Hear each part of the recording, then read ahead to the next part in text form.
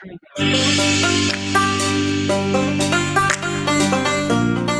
time to play ball. Welcome to the podcast with no limits. Whether it be sports, current events, or random thoughts, this is the place to step in and stay a while. Your host is a proud alumnus of Rio Hondo Prep, a former minor league baseball umpire, and a man with strong opinions. Welcome to the Get Home Safe podcast and your host, Matt Hersema.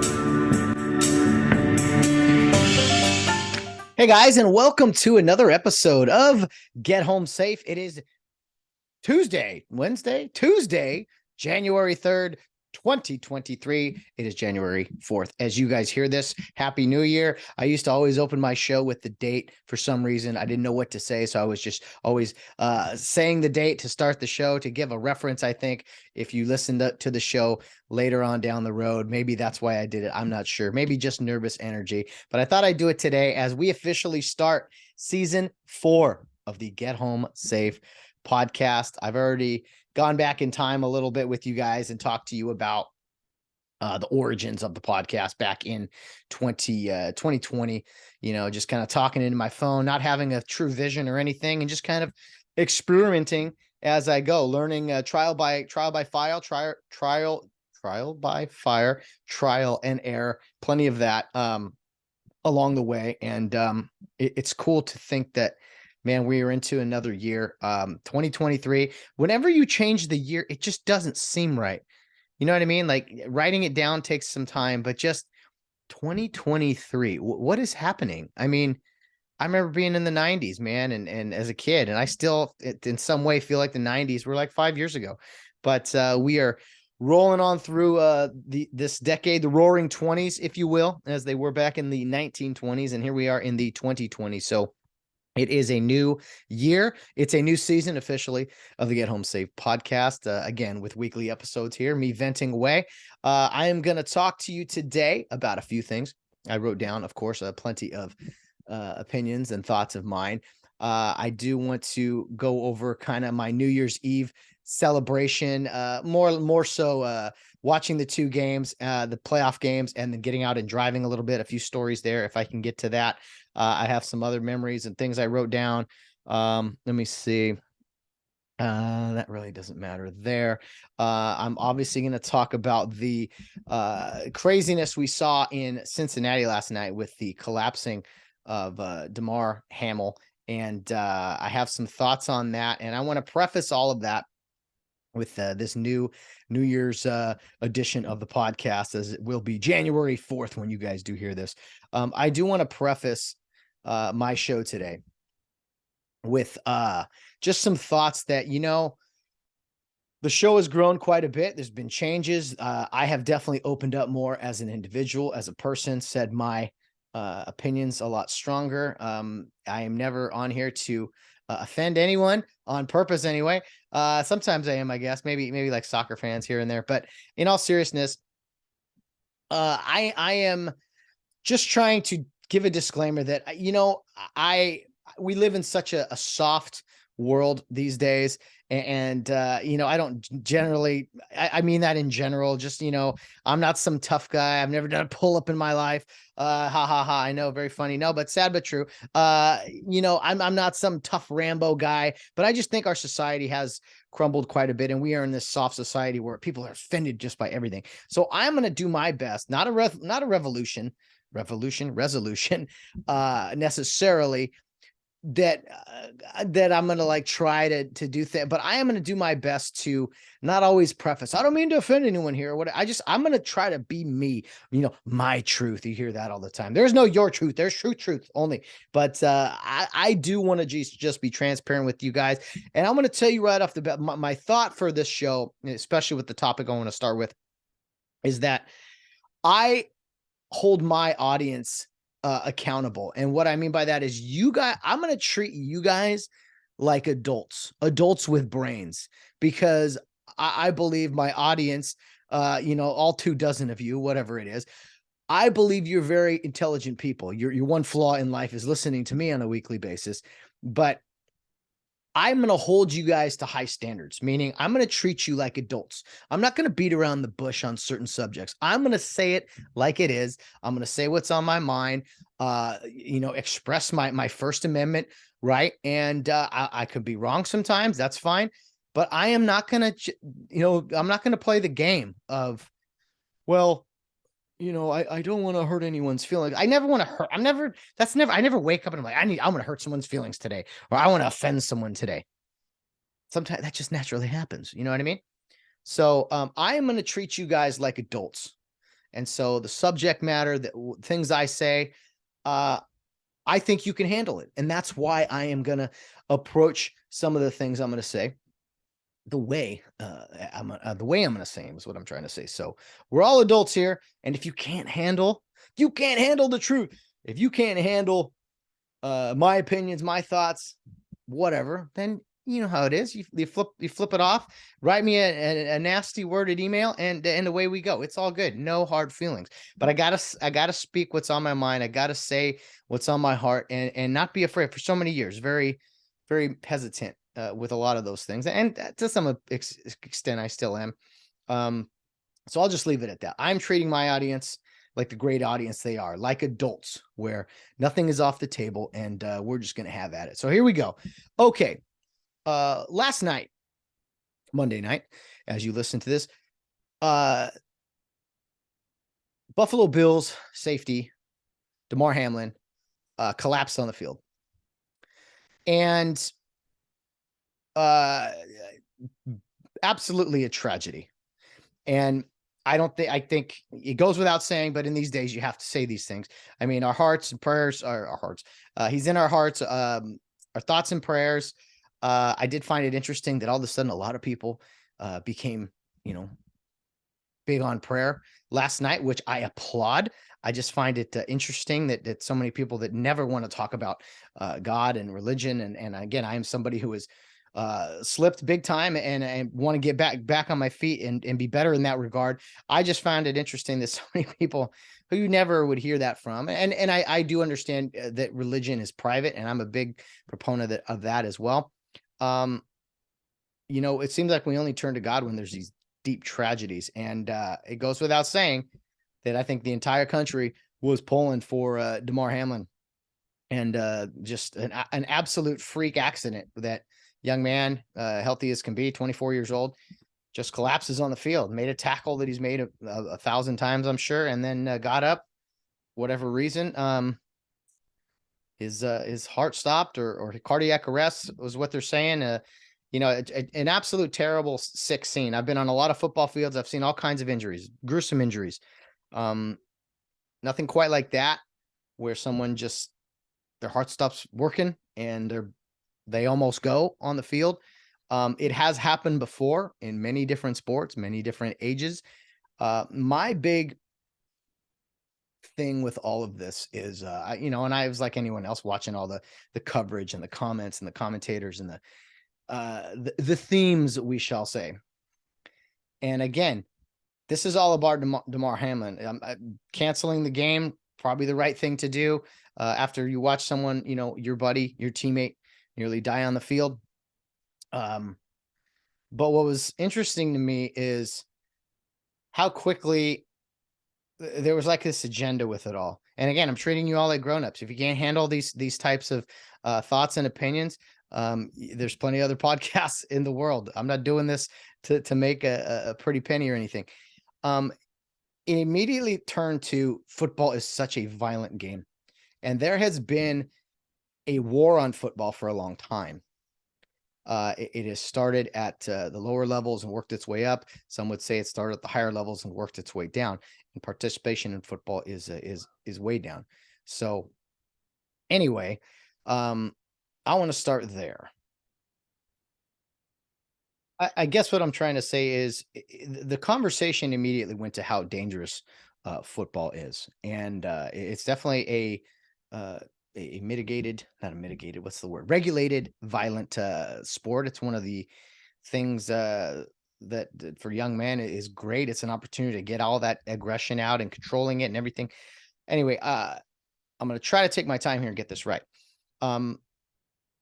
the conversation immediately went to how dangerous it is. And these guys risk their lives. And this is why they want so much money, and they don't want to play extra games. And there's a lot of truth. There's a lot of things I do agree with. I didn't like the 17th game season that they added recently. I'm okay with Thursday Night Football, but I can go without it either way. I absolutely despise most of these safety regulations and rules. It's a big reason that I'll be honest, I stopped officiating because I just, for some rules I just didn't believe in, and didn't tell anyone that at the time. But I was just like, well, it's not right for me to be out here and try to enforce stuff that I don't believe in.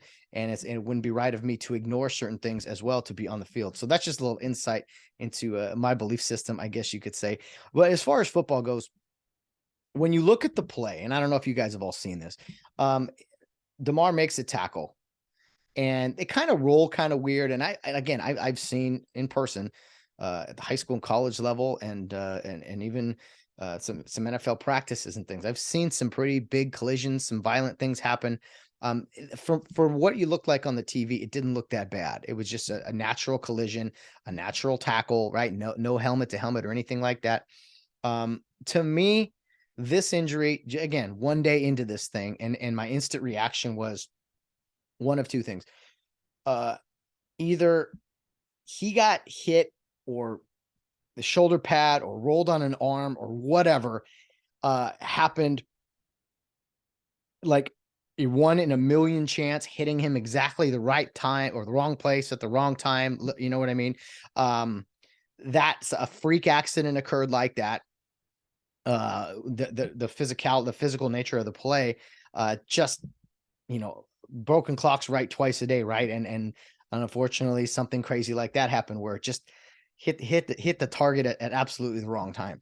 So that is one possibility. And again, I'm not a doctor. I'm not anything. I'm just speculating from my couch and even my laptop here now.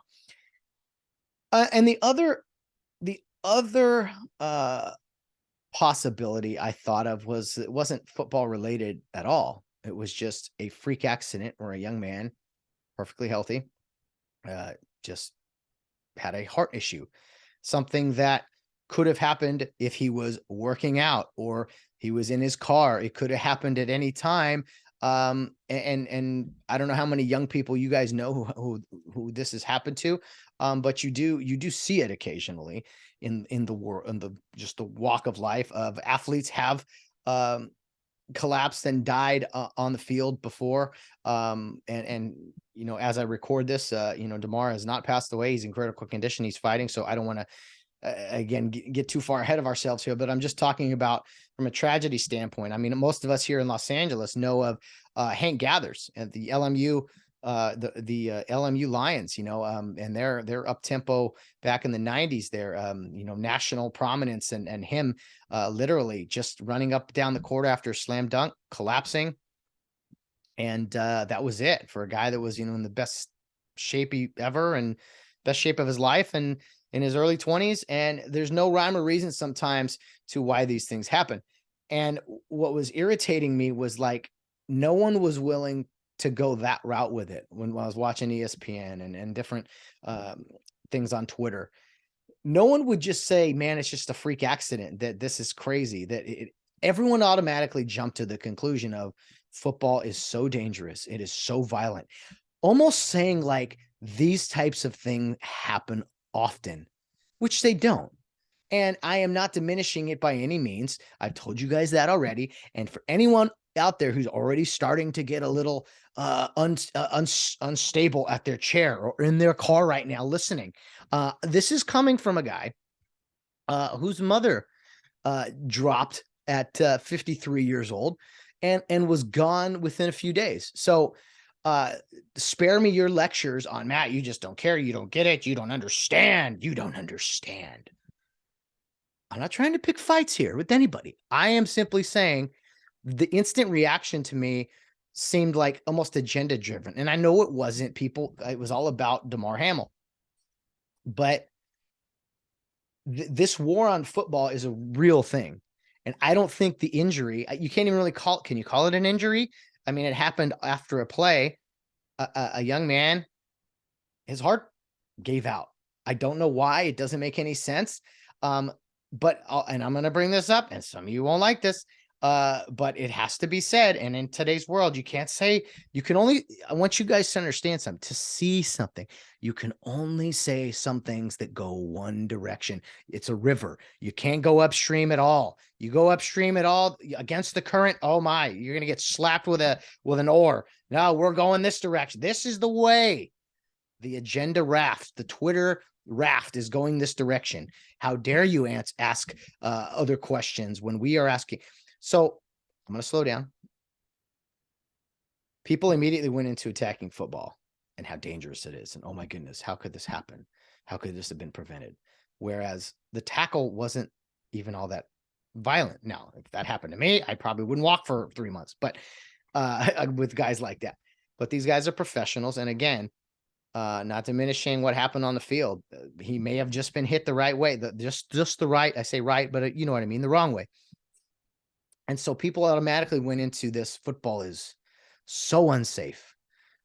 This young man is fighting for his life because of football, and football. Oh, football's the big enemy here.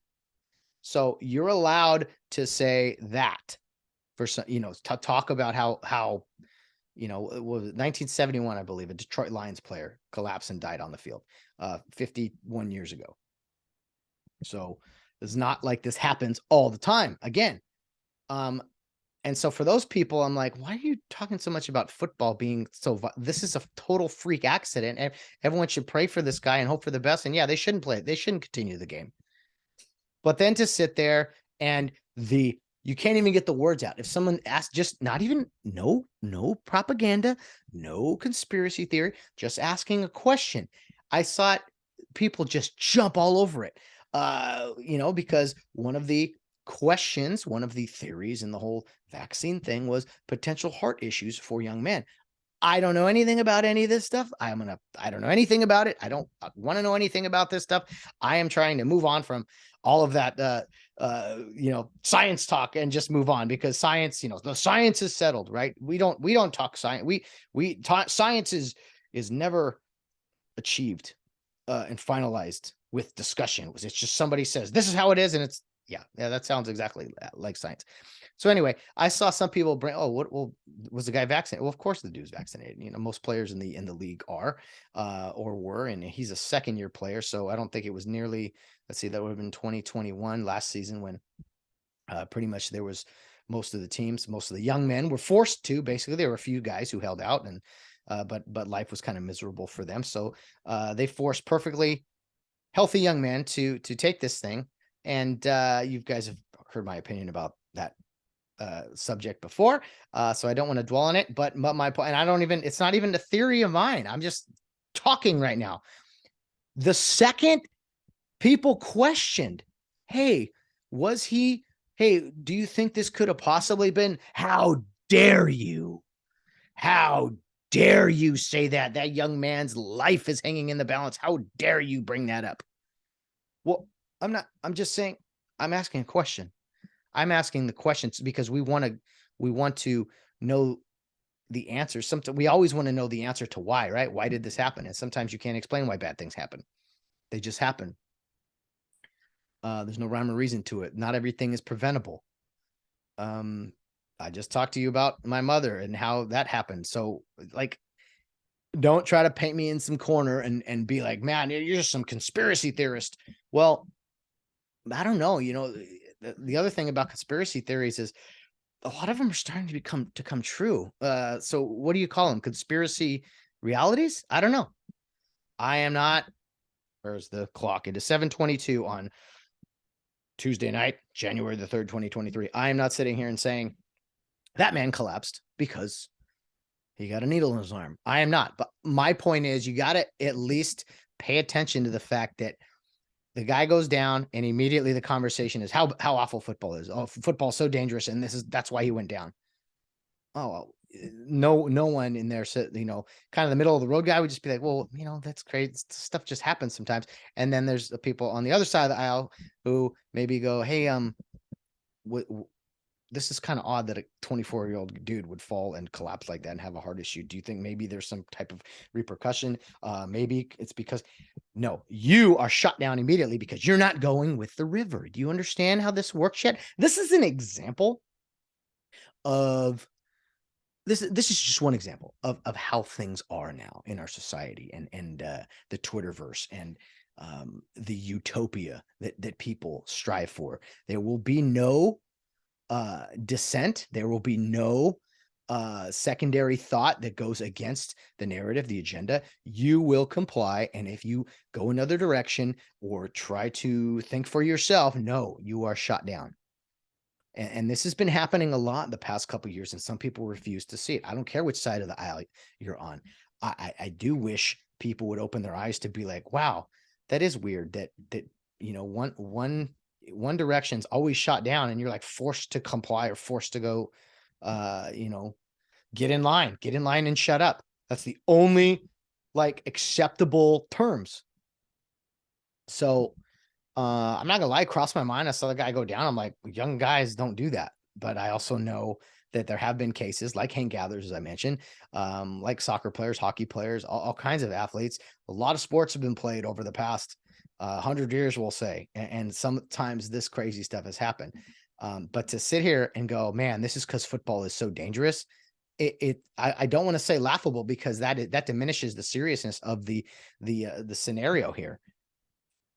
But I've seen especially ex-players talking about this, and again, they've played in the NFL, not me, but everyone is extremely well compensated playing at the highest level. And it's funny when guys talk about, man, we do this for the fans, we do this for the entertainment, we do this to entertain you guys. No, you don't. You do this to make as much money as possible at something you're great at. Otherwise, you do, don't say. I mean, doing it for the fans and performing for fans, that's great, that's noble, but that's secondary to you doing this because you make a lot of money, and I applaud you for it. I love watching the best people in the world at something perform and do it well. So I think guys should make as much money as they can. I think at times they probably do make too much compared to, firefighters and police officers and such, but our society hates those guys now too, at least police officers. I mean, that attack in New York City on New Year's Eve, first day on the job, guy gets out of the academy, New York police officer, as they're fighting to have more and more, officers in the field anyway. First day on the job, some dude with a machete attacks him and he's in intensive care. I mean, it's just insane where we're at in society. So that was the big news of the day, of the night, to start the new year, really, in the sports world, minus, some of the bowl games and such. A very serious issue indeed. And I've watched people die. It's not easy. It's no fun.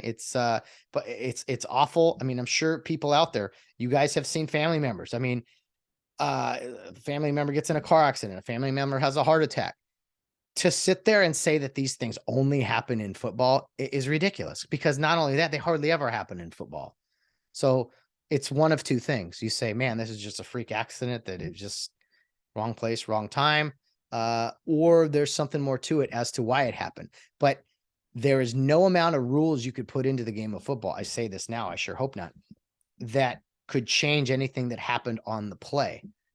On the like that tackle, there was nothing illegal about it, dirty about it, too rough about it. It was just a football play. And so that is why my theory is, well, one of two things. He either, again, it just hit some weird in between pads, a finger hit him. His heart is skipping a beat. I don't know. And who knows, man? In some ways, I've heard this out there as well.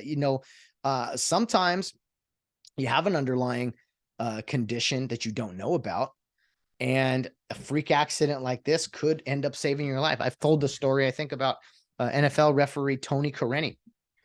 And I'll mess up the story in some regards, but I'll try to be brief. The offensive tackle from the blind side, Michael Orr, he got into a fight or someone with a scuffle on the field, and Tony Correni, the referee at the time, who's actually a teacher and baseball coach at La Mirada High School here in Southern California, or was at one point, but he stepped in to break up the fight. He got like bumped or something, or either got like a bruise, or he got something up here. I don't know if it was in his neck or his head, but he had to go to the hospital, get a checkup or something or other.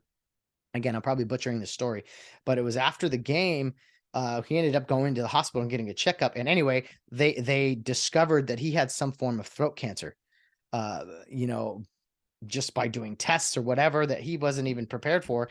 And so he conquered throat cancer. He eventually left the field, came back on the field, and he went up to Michael. Oh, I think it was Michael Oric. I'd mess this whole story up again. But he went up to that player and he says, "I want to thank you for getting in that fight years ago." And he's like, "What? What are you talking about?" And he's like, "Because I took a little bump from you or whatever, I ended up getting, they discovered throat cancer. It would have been terminal had they not discovered it in time." So sometimes things like this could point out, you know, something that you didn't know you had that you had to address. So who knows? Bottom line is Godspeed, Damar Hamlin. We're pulling for you. We're praying for you. I don't want to politicize someone's injury, trauma, whatever you want to call it. It's just funny to me that some people, the same people that are crying about how dare you bring up him on the vaccine or whatever, or the same people that are going, well, football did this, even though it hasn't really happened in football. They're the same people, maybe not in sports media, although the sports media has turned extremely left wing. That as soon as there's a shooting, they don't waste one breath. Oh, we need to ban all guns, even though the shooting occurred probably in a city where there's already a lot of gun laws, and ban violence, ban criminals, ban it all. No, they actually don't ban criminals. They like criminals. I heard a great line today. Who was it? Talking about, oh, it was California. No, it was New York, Illinois, or California. One of the three solid just safety crime states. It was something about, you know, you always hear criminal justice reform, right? Criminal justice reform.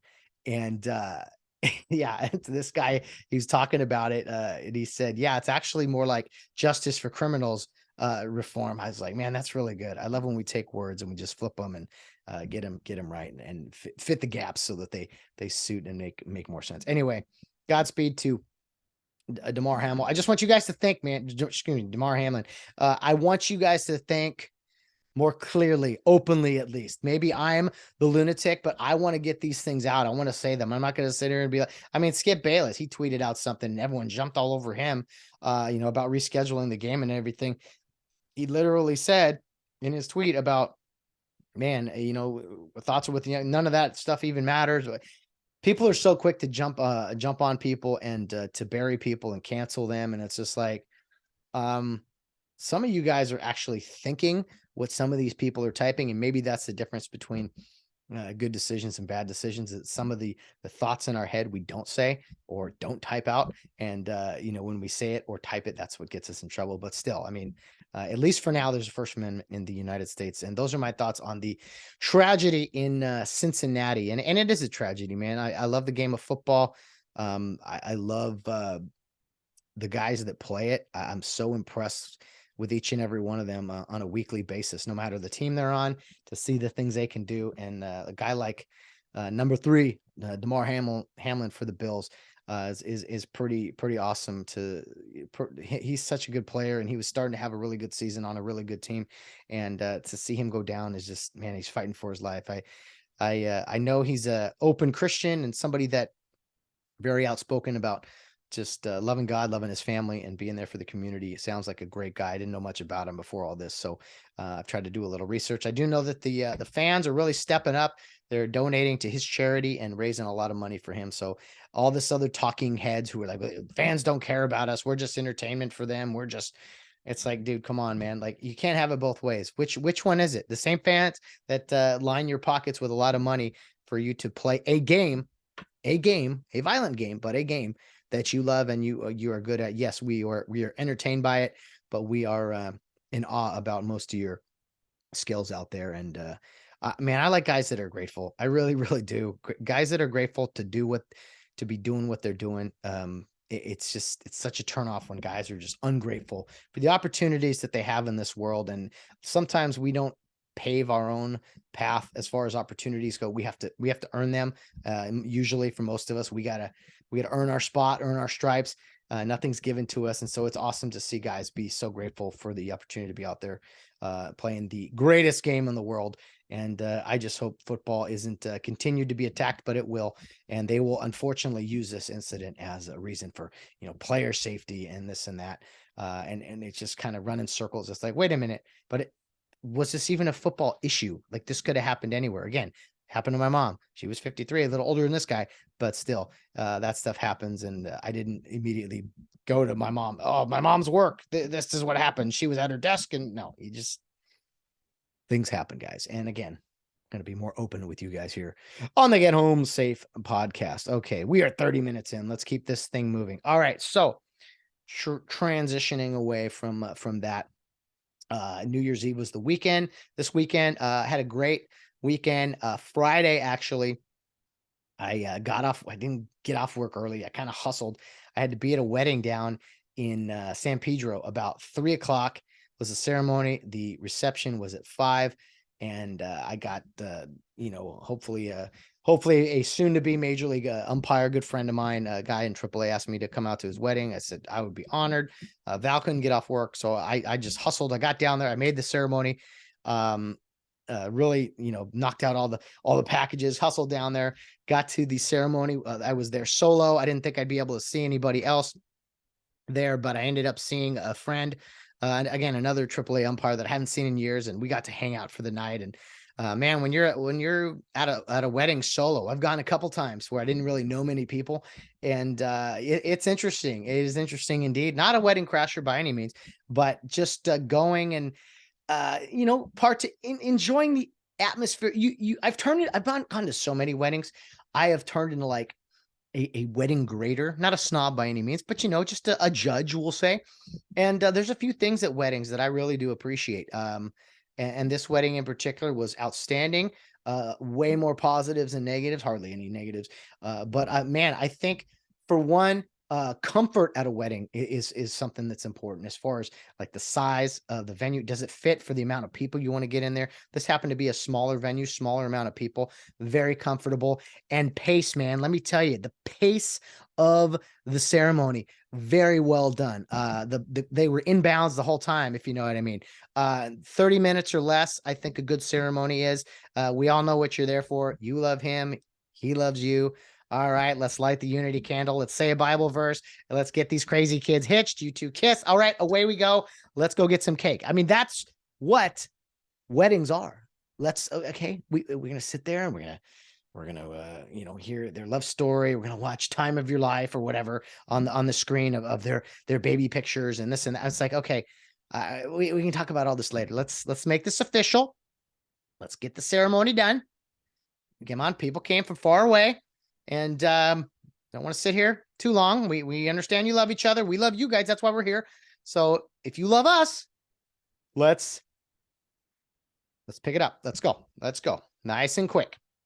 Make it official. Raise your hands. Hey, Mr. and Mrs. So-and-so, let's get up that aisle and on our way to cake and celebration and have a good time. That's my take. That's how I would like to see most weddings. And a lot of weddings I've been to have been that way. So I applaud them. Pace, comfort and pace, very, very important at weddings. Secondly, the reception. Now, this reception, a little bit of a drive, not that big of a deal, but like 10 miles away, which on a Friday in LA traffic wasn't super good, but I took streets. And so it was unique seeing a reception that was a few miles from the wedding venue. If you're there, I was driving because I was kind of the DD for the night. And if you're Uber, if you're not driving or whatever, which you shouldn't be driving to too many weddings, use Uber and Lyft and such. That would be a little bit of a challenge. So, hey, but you know what? Not a big deal. You find yourself transporting and it makes it a little more fun. Like, all right, now we're going across town to this reception. The reception actually was pretty solid. Great venue. Kind of this like, it was like a restaurant, but like a restaurant specifically for banquets. And it was right off the street, like in this downtown area. And it was just right off the street. Like you wouldn't even think when you're in there that you're in this like downtown area. So the venue itself, very classy. If you're not going to have dinner right away, got to have some appetizers laid out. Doesn't have to be a lot. The drinks of choice, of course, were off to the side for people to show up and socialize, we'll say. And then I was impressed by this. A nice schedule of events were laid out as you walk in the door. I'm a big schedule guy. keeping things, again, back to the theme of pace. Rather impressed. It was laid out nicely. Here's what we're doing at this time. Here's what we're doing. And if you're not doing it at that time, you at least, hey, here's our goal. Here's the time we're gonna cut the cake. Here's what to expect. Waste the time in a program. No one wants that anyway, but it was laid out as you enter with the guest book, this and that. There was one picture I think they had made. It was like street signs, which were like cross streets or whatever, and it had both of their last names and the year on. I thought that was pretty neat, really cool, really unique. And then their grand entrance was pretty cool. They came down this like flight of stairs. So that was all very well done. A smaller wedding, which was quaint. Got to, if you don't know a ton of people, I think a smaller wedding is the way to go. If it's a huge wedding, you might feel a little just like outnumbered or whatever, and want to leave earlier. But I had a good time seeing my buddy. I'd never met his now wife before. That was cool to see them and him happy. And then I got to spend most of the time with a friend who came into town. He was doing the same thing. He didn't want to miss it and was going to show up regardless. And he and I, that was an added benefit of hanging out at the wedding and getting to catch up with him. And so that was how my weekend started. Saturday, woke up, was very excited for the college football playoff games that were starting at 12. Let's see, 1 and 5. Did I do something? I think honestly, man, I was like, all right, I'm driving later tonight, Ubering. So I woke up, watched like the early college games. I was just very excited for what did I do? I went and get my car inspection. Had to get car inspected for Uber. It was nice. I was able to do this like over the phone inspection every year with Uber. You got to get your car inspected. Hey, do your seatbelts work? Hey, does your windows work? Stupid stuff like that. But I was able to do it over the phone with a nice lady from Louisiana. And that was, so I was like, okay, I'm doing this all the time now, way quicker, and I don't have to go into LA or whatever to do it.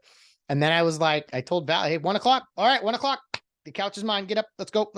1 o'clock. I told you 1 o'clock and 5:15. This couch is booked, is reserved for 8 hours of football. And hey, love me now or hate me now, love me later, whatever this phrase is.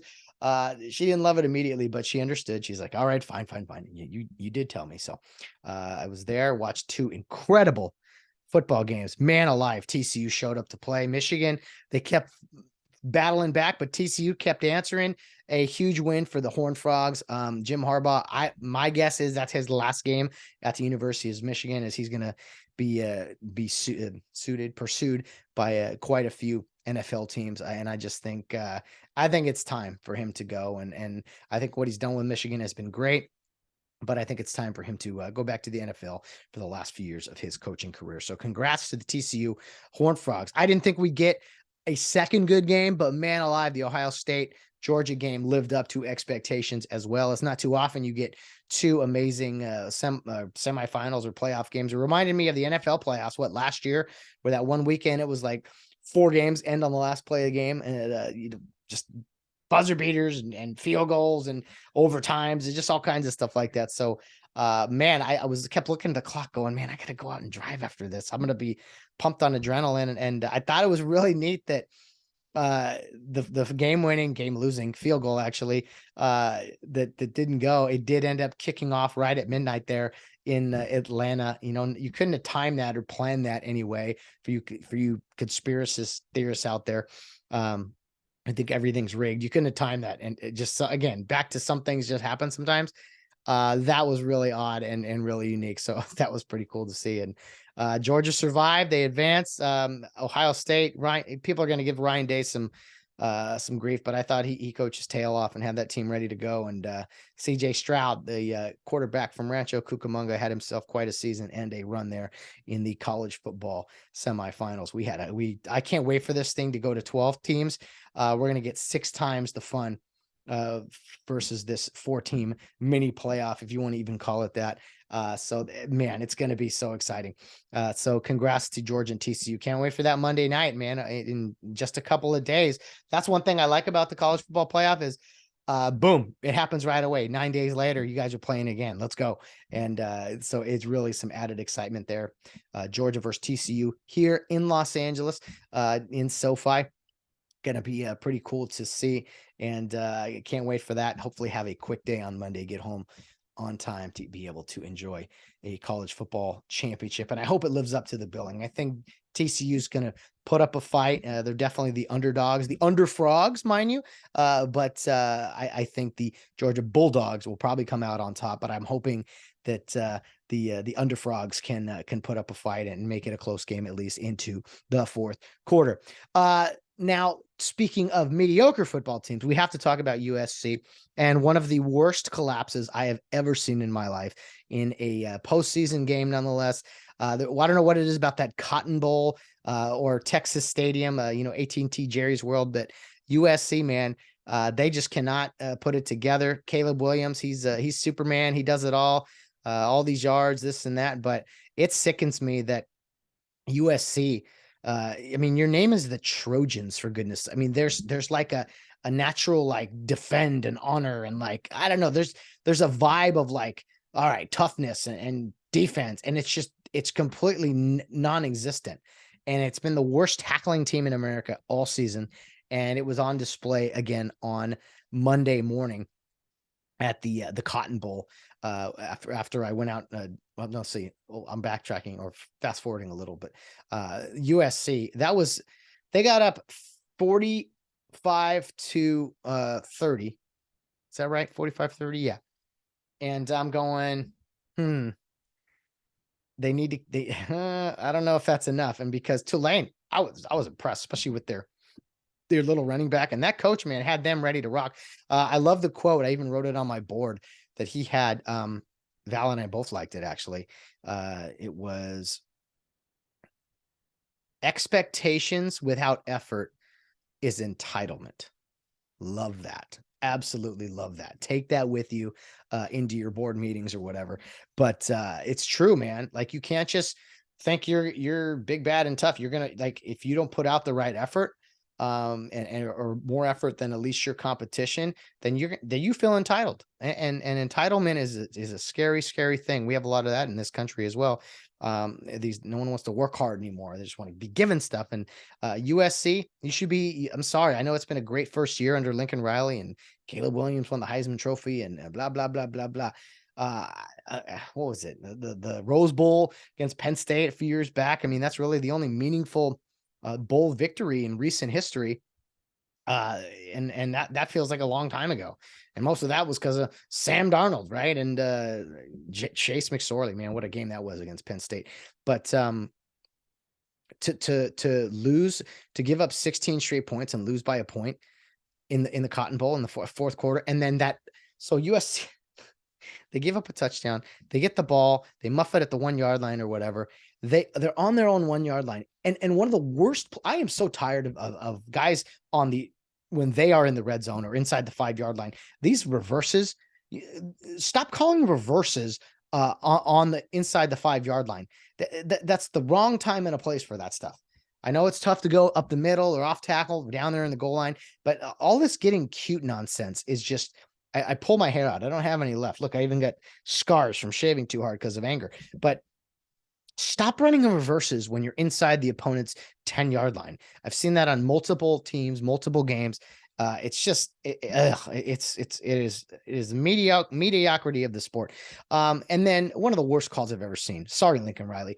They're on their own 1 yard line. They run a zone read play out of their own end zone where you have to read the end and you could potentially drop the ball and fumble. And it's a slow developing play. You're not blocking the defensive end probably because you're reading him. You run a zone read on your own 1 yard line, get under center and get upfield. What is going on? This fascination, this love affair with the shotgun and the spread wide. You need to get some yards. Just get out in front, get some yardage. Run a sneak, I don't care. But a zone read from your own end zone? You handed Tulane the safety. Handed it to them. Then they got all the momentum. You got to give them the ball. They go up the field. You can't stop them on 4th down, 3rd down, multiple times. And they took it to you. Tulane takes down the Trojans. I got no sympathy for him. I was actually laughing the whole time. I posted a bunch of stuff on social media. But I'm sorry, that's an indictment on your entire team. And you could say all you want. Well, Caleb Williams did everything. Oh, Lincoln Riley, he's got offense going. Sorry, you as a football team are who you are at the end of the game with the total score. No one cares. I mean, you score 45 points and lose. That's an embarrassment. You win and lose as a team. And the fact that you can't get a defense together, maybe a little less emphasis on the offense and put a little more time to the defense. I don't know. Alex Grinch, I mean, he's kind of had a rough year. I always like putting it on the coaches. I mean, the tackling was abysmal. You put your hands on someone, you put them on the ground. Come on now. Yeah, I know I can't do it. I can't do it at that level, but that's why I'm not a college football player. You're supposed to be one. At least you dress up as one on Saturdays or whatever day, Monday it was. New rule in life. If a football touches your hands, you catch it. And if you put your hands on a ball carrier, you put him on the ground. Let's New Year revolution, whatever. Let's everyone agree to do those things better in 2023. I'm so sick and tired of watching people drop passes and guys miss tackles. Tackling's all effort. Completely effort. An effort without, expectation without effort is entitlement. So maybe you're just too entitled to tackle. I don't know, but USC lost that game as a team. The defense was abysmal. It was the worst Trojan defense since the Greeks invaded Troy, but back in the Iliad and the Odyssey. I mean, that was there's no words for it. Troy has been conquered. And Bruin fans are laughing. Yeah. They had a nice Bruin on my way to the wedding. I was listening to that collapse by the Bruins as well. So they can't sit there and point their fingers when they lost the game, 20-second lead, whatever they had. It was hilarious. But USC, you got good first year. All right. You lost your sixth bowl game to Tulane that you led by 15 points late in the game. Just when you think the Trojans couldn't Trojan it up enough, they said, no, watch this. So an awful start to 2023 for the USC Trojans. And I'll tell you right now, you can put all the spotlight on Caleb Williams all you want. You need to blue collar that team up a little bit. You need to get a little toughness. Maybe the LA Hollywood spotlight is too much. And maybe I think they are putting a bad light here on LA sports when you perform like that. Do you think Georgia would miss those tackles? Do you think Alabama would play like that on defense? I don't think so. And these teams give up some points. But my goodness, you can't make basic plays. You can't just tackle the ball carrier. You give up 75-yard touchdown runs. I mean, enough is enough. Awful loss for the Trojans, and they got a lot to clean up here before next season. Okay, after the college football playoff games on Saturday, I did suck it up. It was pouring rain out. I said, all right, I've told myself I was going to go out and do some Uber driving. And that I did. I left at 9 p.m. I got home at 3 a.m. So I did 6 hours and made a significant amount of money. It was definitely well worth it. I put destination mode on for San Diego. And so it gave me rides, worked my way. As soon as I got down to like Laguna Beach, right around midnight, I turned the destination mode off and I entered a new destination mode for my home. So it gave me just rides back that direction, trying it all to avoid Los Angeles and Hollywood and all that mess. So that was kind of some insight into my evening. And it was a lot of fun, honestly. The rain, the freeways, I was kind of getting knocked around on the freeways a little bit. That wasn't easy. But it was nice getting rides again with the big bonuses and things. So they were a lot more worth it. And to see people that were happy to have rides, especially in the rain, not as many drivers. I did go into downtown Long Beach briefly. That was pretty wild. Ended up down, like I said, in Irvine, Costa Mesa, Laguna Beach. And then anyway, I made my way back. And I'm getting right when midnight hits, boom, it's like it's on. If you just put your head down and go hard for 3 hours or so, you can make some good money because it's surging big time. People need rides. People have been partaking in the celebrations and they want to get home regardless of the price. So got some great rides, made my way up into Fullerton, and boom, there it was. The last ride of the night had popped up for, I don't know, what is it, 50, but no, it was a 70, but it was something very nice. And it said Fullerton to Monrovia. So you see, I live in Covina. Monrovia is a little further past Covina. So destination mode kind of works that way, where it'll take you that direction. It might take you a little further, but it's not that bad. It actually was like 9 miles from my house. So I was like, all right, this is it. This is me ending the evening. Here we go. And I was going into the belly of the beast, man, downtown Fullerton at 2:15 in the morning. I knew I was going to run into some bar closers there, and we were going to be on our way. So I said, well, this will get me home, and it's a pretty nice fee. So here we go. Last ride. Please don't be a train wreck. Don't be a train wreck. I drive up, and as a dude, he waved me down, and his name was Stanley. And he goes, hey, we got some people over here. Can you pull over to here? I said, yeah, no problem. So I came to them, and it was 3 girls, and they're talking to 3 guys. And I want to say right now, as far as things that are really funny visuals, especially as an Uber driver, when you drive up. But for those of you who have seen this in person too, it's really something. There's not quite a better sight in the world, a more funny sight in the world than a few drunk dudes who are desperately trying to, and I didn't even hear what was being said. You could just see the faces, the body language. A couple of drunk dudes at 2 in the morning, 2:15 in the morning, desperately making their last pleas, basically, for these girls not to go, hey, stay here and talk with us, basically. Absolutely hilarious. If you put it on mute, because I couldn't hear anything anyway, and you just watch, and it was something to see. It's one of the most funniest things you'll ever see in the world. And then those girls ended up getting in the car with Stanley, who ordered the ride. And they started talking about the guys that were hitting on them and stuff, which was hilarious. Everyone was feeling no pain, in a good mood, very friendly. Drove them all home. I did notice that at some point in the ride, Stanley and this other girl, they were kind of arguing, and it came to be known, oh, okay, they're a couple. So it was them two, and he was like, man, you guys can't pick fights with other guys when I'm the only guy in the group. And I was like, oh man, yeah. He's like, I was outnumbered 3-1. And I'm like, oh yeah, that's not a good situation. And so the girls didn't totally understand it, which I'm like, how can you, how can you not understand this? You're super brave because you got one guy in your group. He's going to be outnumbered. Like, come on, don't do that to him. And so that was kind of where the argument started. This guy, Stanley, arguing with his girlfriend about not being so confrontational. And she didn't want to hear anything of it. She's like, I'm going to stand up to people when they talk down to me. He's like, they just accidentally bumped you. Like, that happens at bars and blah, blah, blah.